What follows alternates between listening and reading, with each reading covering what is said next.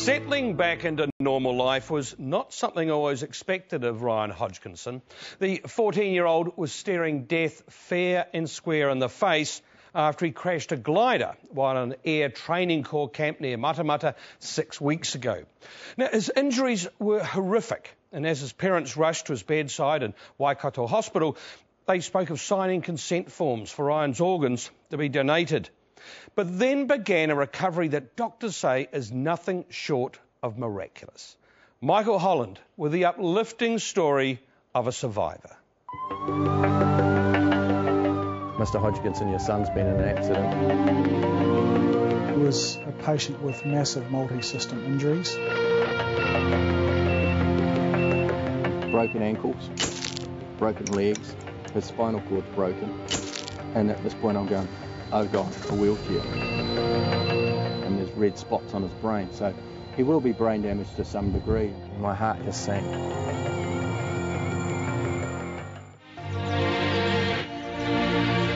It was all he'd expected.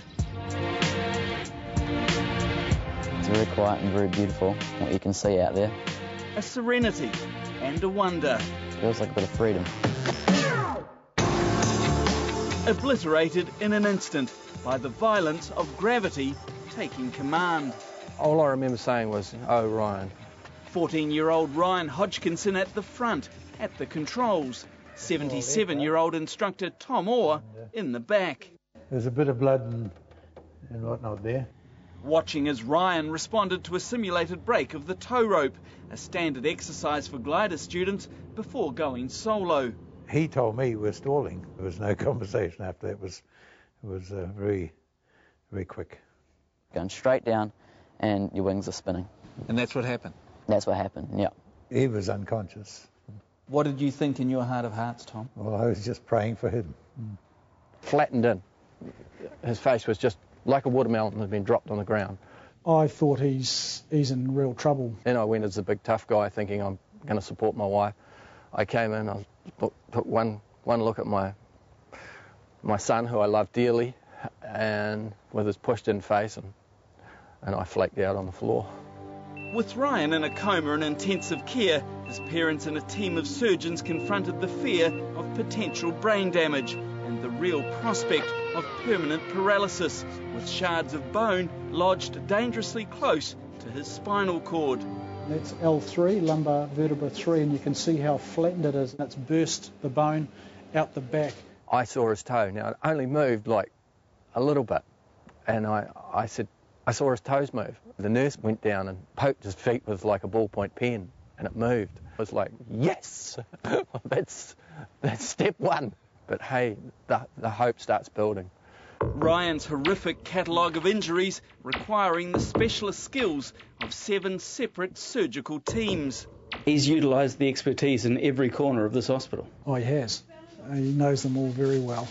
One of those teams concentrating on Ryan's shattered face. Really, the mid part of his face had all been broken away and was hanging fairly loose. The wall of his eye socket has been smashed, and also through his nasal bones there. And that led to the initial deformity of his face.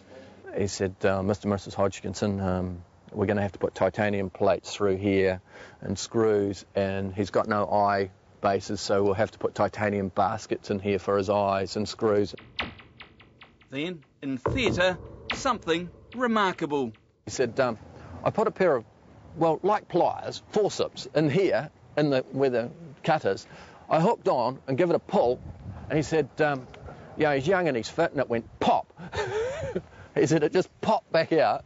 He said, don't get me wrong, there's fractures everywhere. He said, but that'll all come right. So we got his face back. Lean forward and up tall, good boy. Also coming back, the use of his legs. And to top off his return from the brink, no indication of significant lasting brain damage. We don't use the word miracles, but we're very happy with the way he's going, even though he's got a long way yet to go. And if I use the word miracle? That's fine. We just had breakthrough after breakthrough, you know, the spinal cord, the face. That's the sound of an aircraft now. How soon before you're back in the air? Oh, hopefully as soon as I'm back up and walking and able to sit down and go for a fly, I will. Does that make you a tiger for punishment?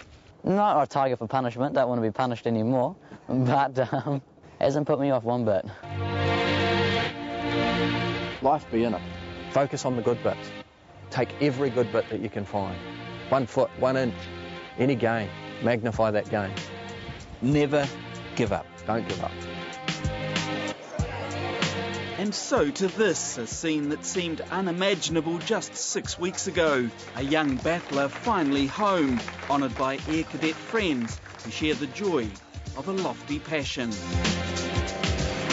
Tears, prayers. It's been a heck of a journey.